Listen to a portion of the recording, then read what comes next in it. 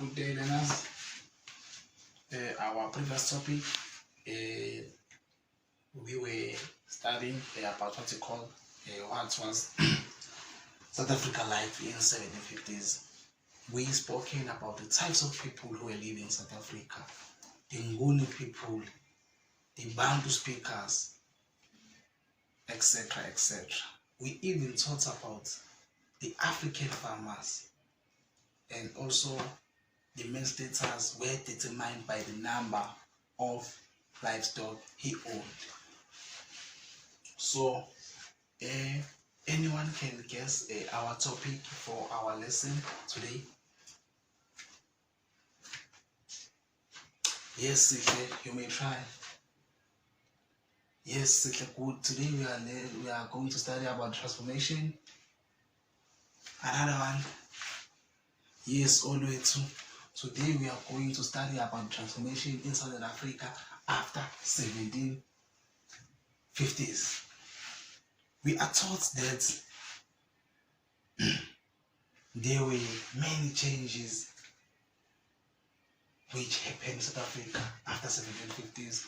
We can mention social changes and also the political changes. But let's continue with our lesson class. Okay, we are taught that, or we are taught about the some settlers that had established farms in Cape Town to grow fruits and grain and vegetables. Anyone can try to tell us who were those some settlers? Okay, Sibonelo, you can try. Yes, Bonello, very good. Those settlers who established farms in Cape Town were white settlers. So we are taught, class, that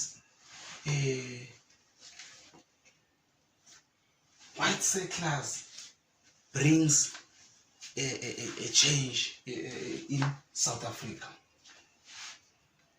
Last time we spoken about that African farmers were relying on growing crops and livestock, but this time we are told that white settlers,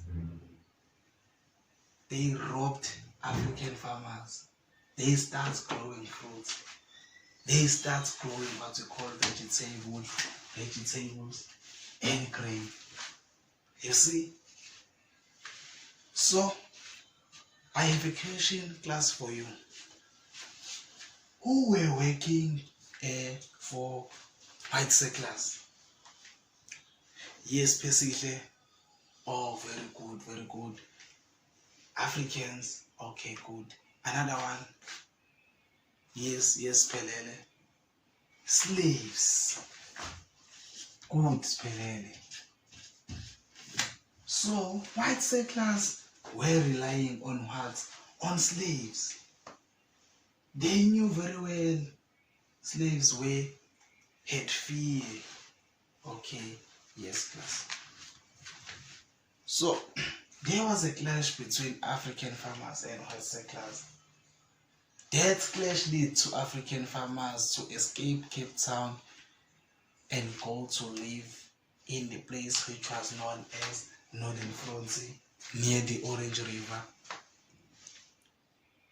What I like about Northern Frontier, this place had no control. No one had control of this place. That's why African farmers escaped Cape Town, because they were scared, or they don't like to be work as slaves. So they just escape Cape Town and go to what we call to Northern Frontier. So this place was a beautiful place, but we are taught that this place, it was a semi-desert. A semi-desert with less water. With less water. You see what is happening now? Last time we talked about African farmers or Africans, women were focusing in what we call in farming. Since they escaped in Cape Town to what we call to Northern France, they got the problem of what we call water. And we were taught that men were specializing in what we call in livestock. But while they arrived in this place, they get what? The little cattle for what? For their livestock. You see, lots of things happen, lots of changes happen to what? To African farmers. You see? Okay, class. So let's continue with our lesson. So I will tell you the types of people who are living in Northern France. You see, we find that Northern France had a mixed race. Plus, anyone can try why Northern France had a mixed race. Yes, Andile, very good. Slavery had what? Had run away. Slavery had run away.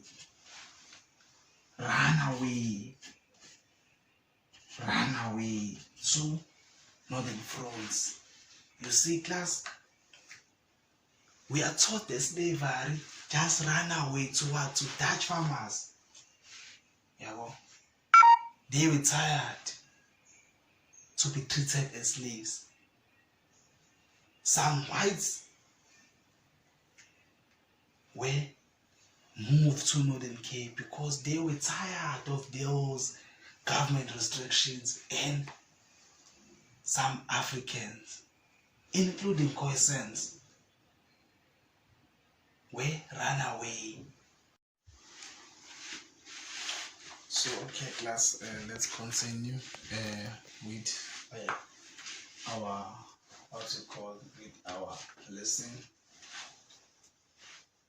Yes, we were discussing about the northern frontier of Cape Town, and I told you that northern frontier looked like the area along the Orange River, which means northern frontier was near the Orange River, and that place was the semi-desert with less water. Okay, class. Okay, so class, I have a question for you. What problems or challenges that African farmers faced when arrived in Northern France? Okay, Anele. Good, Anele. As I said before, women were specializing in health. They were specializing in farming. They were plowing crops and vegetables when they arrived in Northern France. As I said before, that this place had less water because it is what we call a semi-desert. So they will get less water for what? For it to irrigate our crops. Okay, Sandile, what other challenge that Africans faced when they arrived in Northern France? Okay, good, Sihle. Sizwe, you can try. Yes, very good, Sihle. As I said before, that men were relying on livestock, so some challenges they got when they arrived in Northern France. We are taught that they got less water for what? For their livestock. Again, who can try? What is the last challenge that African farmers faced when they arrived in Northern France? Okay, class. Yes, Zelandile. Very good, Zelandile. Since This place had less water. Automatically, that place has little grazing for their livestock. Thank you, Rolandili. So we are taught that Northern França had a mixed race because a lot of people had crossed Cape Town. Firstly, Khoisan had run away to Cape Town. Another one, slavery, had run away to Cape Town from Dutch farmers. So which means even slavery, they were tired, they were tired to be treated as slaves. So they want freedom. They wanted freedom. So they start running away from the Dutch farmers. Okay, class. Even whites or even some white settlers, you see, they moved to not to escape government restriction in Africans. Remember, last time I told you that that place which one is not in França, there has no group that had control of it, which means people can do whatever he like. Yes, okay, class. So as I told you that lots of people had run away towards to Dutch farmers because they were scared. They were scared to white settlers. They were tired to be treated as slaves. You see, they were tired. They want the